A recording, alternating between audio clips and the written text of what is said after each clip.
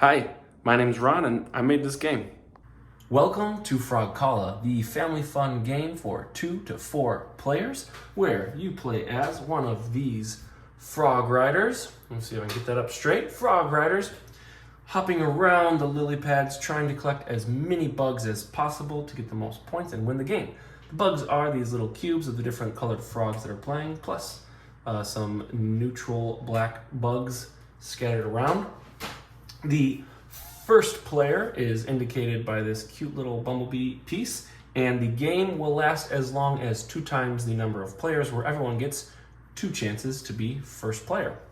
The setup is like so. I have it set up for a 3-player game. There are always 4 lily pads between the different players, and then you have your starting lily pads that are kind of off to the side. They're really not a part of the track. You just start on your own. That's the only time anyone will ever be on it, but you can stash some bugs on there before the end of the game, and then they're worth more points if you can do that. If you are the last player for the first turn, you get 1 extra neutral black bug than everyone else. Otherwise, everyone starts with 1 color cube or bug of the different frog colors that are playing, plus a neutral black, and then last player gets 1 extra neutral black. And you'll see why, once we get to the second turn, why that matters.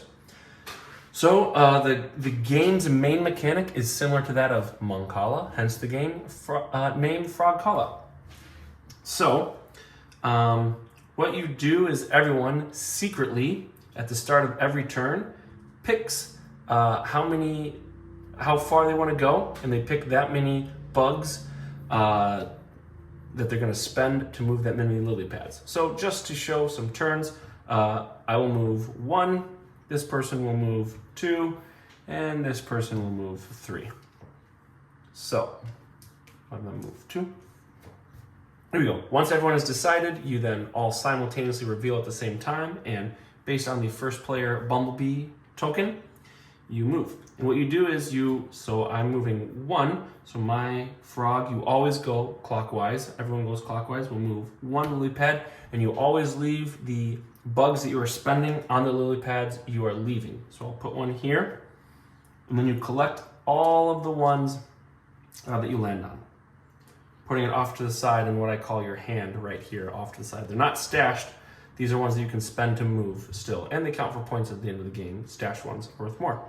Then you just go around the circle. So this player goes next. They're going 2. They'll leave 1 there, 1 there. Hop, hop. Collect all this. This person is moving 3. So 1, 2, 3. Leaving 1 on all the places they are hopping from, and then collecting all of that. And that is 1 turn. Then you pass the bumblebee, and you do it again.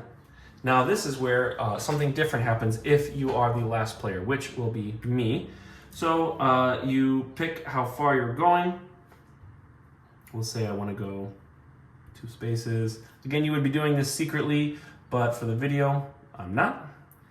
This person will say is going 2 as well, and this one will say is going 1.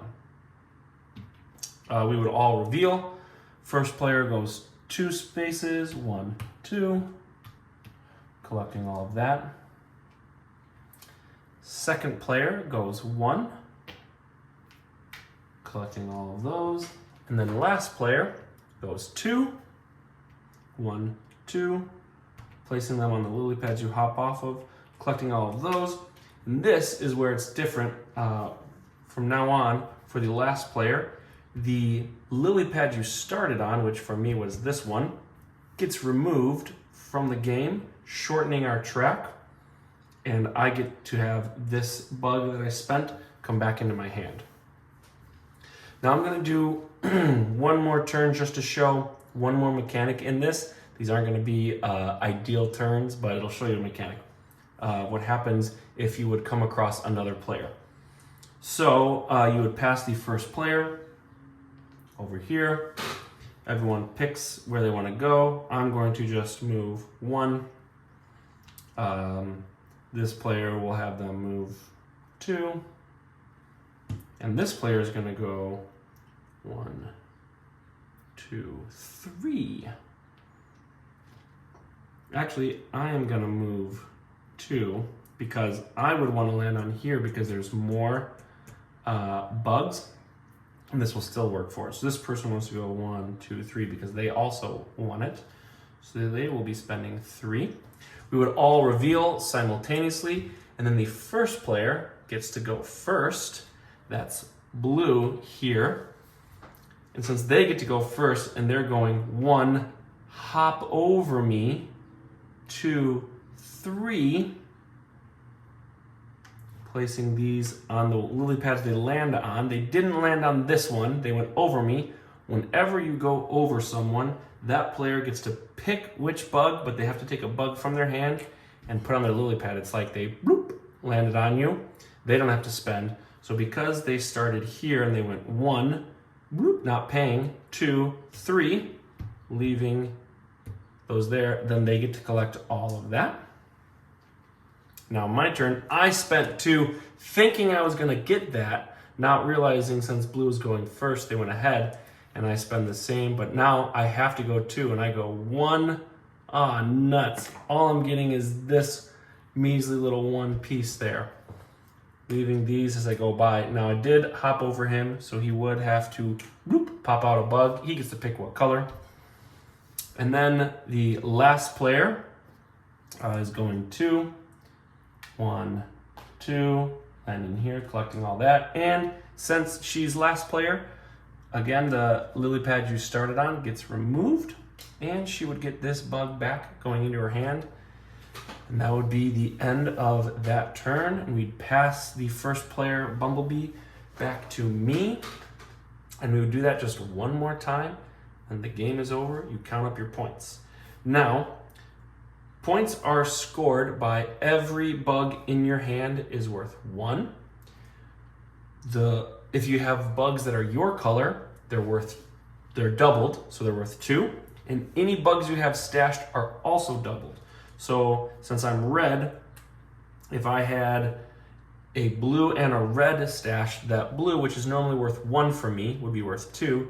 And this red, which is my color, which is normally worth 2, is now doubled, worth 4 on that. And then the unique thing about the neutral black ones is you don't actually score them at all.